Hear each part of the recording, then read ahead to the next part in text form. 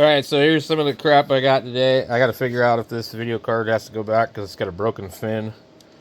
We get this thing here. Big, huge charger. I don't know if it's like meant for the phones to sit on here. It's not a heat sink, it's plastic. But we'll put that on top of the server. It's the Project Gotham Racing for 360. Prince of Persia. Reckoning. That one I already had. But I'm going to go put those over with the rest of the stuff. Well, I need to catalog them actually. So this video card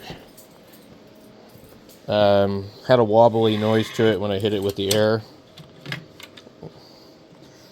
But the only thing that could really be done to try and balance it out is you're going to break another fin off. Of course, they put the sticker right here. But yeah, so with the fin missing, I don't know how they broke the fin off, but and these are not. There's no way to easily replace these, as far as I know. Not that I'm aware of. That's probably why they priced it like they did. So,